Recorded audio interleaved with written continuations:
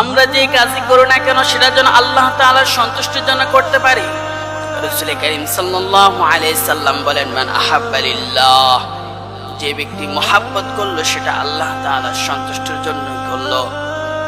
ওয়া মান আবগাদা লিল্লাহ, কোন ব্যক্তি যদি কারোর সাথে শত্রুতা পোষণ করলো তা সেও যেন আল্লাহ তাআলার সন্তুষ্টির জন্যই করলো।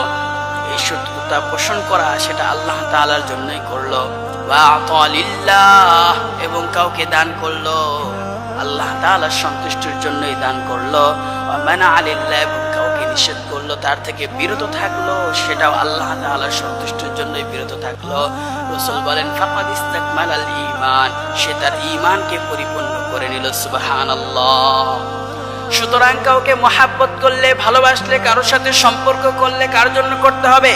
সেটা করতে হবে একমাত্র আল্লাহ তাআলার জন্য। মান আহাব্বা লিল্লাহ, আল্লাহর জন্য করতে হবে। গায়রুল্লাহর জন্য করলে সেটা মহব্বত হবে না। অবশ্যই সেই ভালোবাসা এবং মহব্বতের মধ্যে ভেজাল থাকবে, ঠিক কিনা? মান আহাব্বা লিল্লাহ, রাসূল কারীম সাল্লাল্লাহু আলাইহি সাল্লাম বললেন, যে ব্যক্তি ভালোবাসবে তো আল্লাহর জন্য ভালোবাসবে।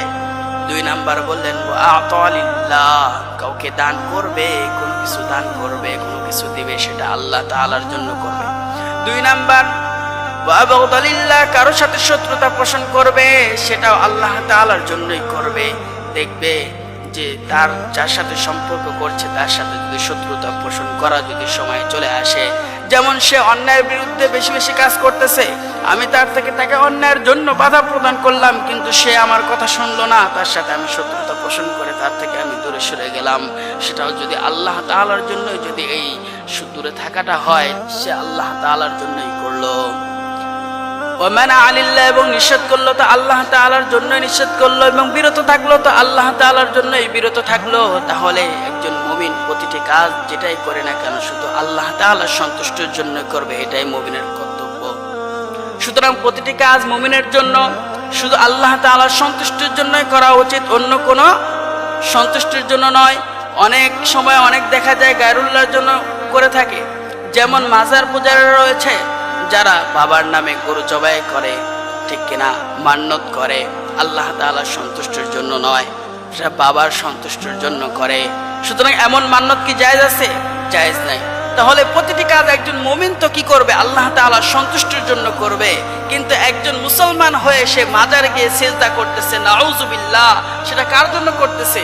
পীর বাবাকে দেখানোর জন্য করতেছে, তার সন্তুষ্টি পাওয়ার জন্য করতেছে। বিভিন্ন মাজারে গিয়ে গরু দিচ্ছে, দান করতেছে, সদকা করতেছে, এবং একজন নিজের এলাকার মুসলমান, খাঁটি মুসলমান যে 5 ওয়াক্ত নামাজ পড়ে, তার সাথে শত্রুতা পোষণ করতেছে। কেন?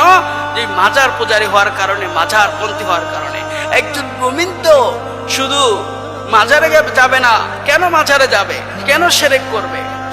সে তো সমস্ত কাজগুলো করবে একজন মুমিন সব আল্লাহ তাআলা সন্তুষ্টির জন্য করবে। আল্লাহ রাব্বুল আলামিন আমাদের প্রতিটি কাজ আল্লাহ রাব্বুল আলামিন সন্তুষ্টি অর্জন করার জন্য তৌফিক